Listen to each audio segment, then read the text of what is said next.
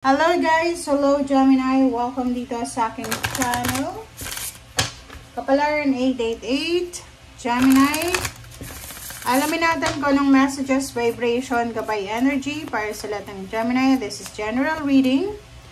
Okay, so Gemini, first card mo dito is Romance Angels are helping you. So, pwedeng may mga Gemini na marami kayong mga issues sa relationship nyo. Pwedeng intimate relationship sa asawa, sa boyfriend, girlfriend, sa live-in partner, or even sa parents, siblings, or friends. Pwedeng marami kayong mga pinagdadaanan ng mga issues na nakakagulo ng isip. So, dito sinasabi ng bara sa'yo na yung romance angels ay tutulungan ka sa kung ano man to na pinagdadaanan mo emotionally. Okay? Thank you, Gemini. So, pwedeng makaresonate dyan yung may mga issues lang. Or pwedeng yung iba, gusto nang mag-asawa, gusto nang magkaroon ng karelasyon.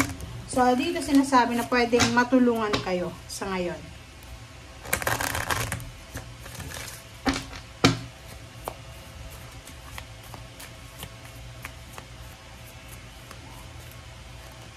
Okay. Next card natin is you are seeing this situation accurately. So, sinasabi ng bara sa'yo dito na kung ano yung nakikita mo sa ngayon, Gemini, yan yung katotohanan. Kung ano yung nararamdaman mo sa ngayon, yan talaga yung talagang emosyon mo. So, kung ano yung pinapakita sa'yo ng universe sa ngayon, maniwala ka. Kasi yan ang totoo. Okay.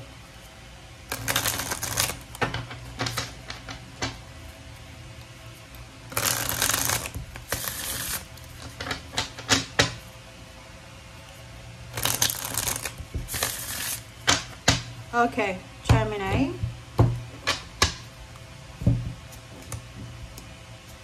First two cards tayo, it's the Chariot and High Priestess.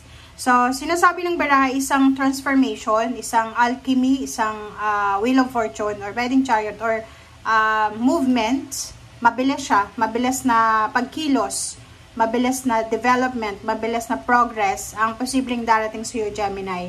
So, dito sa progress na to, sinasabi ng baraha na kinakailangan mong makinig sa sinasabi ng iyong intuition sa lahat ng mga actions na gusto mong gawin dito.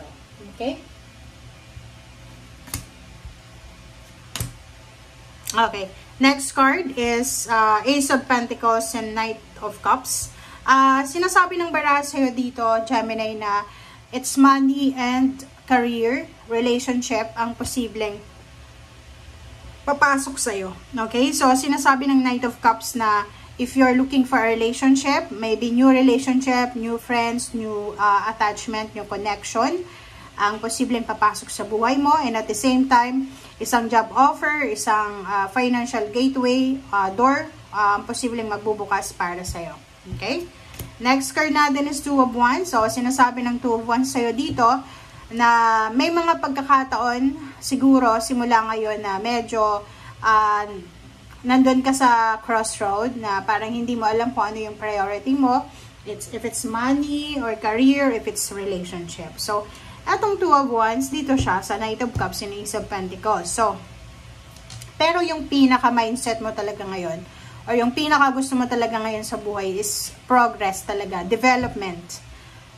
Pero, kadalasan yung mga Gemini talaga, nag-i-aim talaga kayo ng perfection na dapat meron ako neto, maganda yung relationship ko, and at the same time yung financial. So, kaya pwedeng mailagay ka sa sitwasyon na hindi mo alam kung ano yung gagawin mo. Okay, mag-iingat ka din kasi mayroong Five of Wands. Mag-iingat ka kasi posibleng masangkot ka sa isang competition, sa either relationship, maybe third party, maybe competition sa loob ng business, sa loob ng company, or sa loob ng pamilya. So, ingatan mo yan. Ace of Cups, diba? So, dito sinasabi ng baraha, talagang pwedeng maraming magkagusto sa'yo or pwedeng may magustuhan ka. Ang problema dito, pwedeng may asawa ka, may partner, or may girlfriend, boyfriend. Zero doon, diba? Tingnan mo. Ito yon. Ang sinasabi ng Five of Wands is posibleng may mga new beginnings, may mga relationship beginnings, start ng relationship na sobrang competitive ngayon. So, ang nakikita ko, pwedeng may asawa ka, or partner, or girlfriend, boyfriend.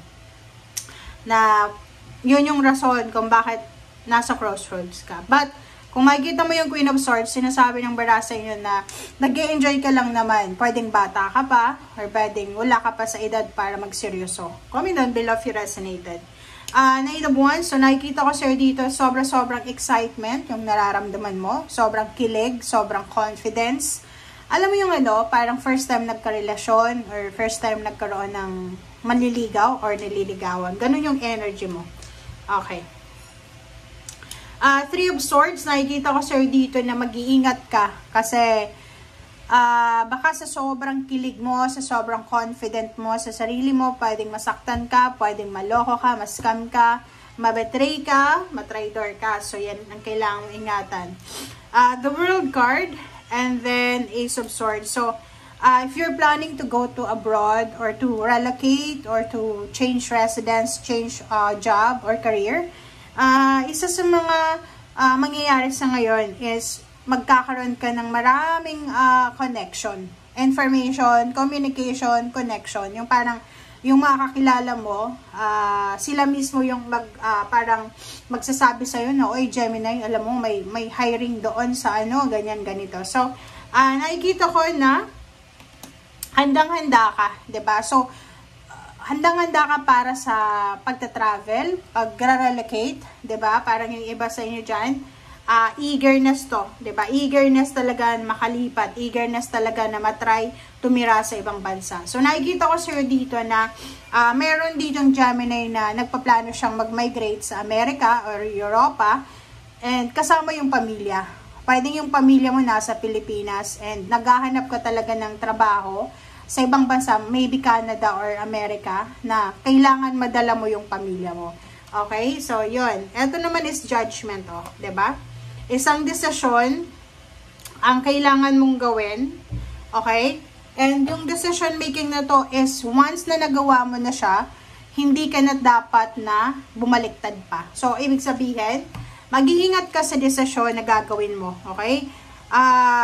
Kasi maraming kwento ngayon diba? Yung nag-migrate sa Canada, may mga trabaho sa Pilipinas, may ari-arian sa Pilipinas, benenta nila kasi gusto nila sa sa Canada. Ngayon nagsisisi sila. So dito, kailangan nung pag-isipan mabuti kasi pwedeng i-give up mo yung buhay mo sa Pilipinas, yung marangyang buhay dahil gusto mong mangibang bansa. So, Five of Swords and Judgment, mag-iingat tayo, Gemini, sa mga desisyon na gagawin natin simula sa ngayon. Napakahirap ng buhay sa ngayon kahit saang bansa ka.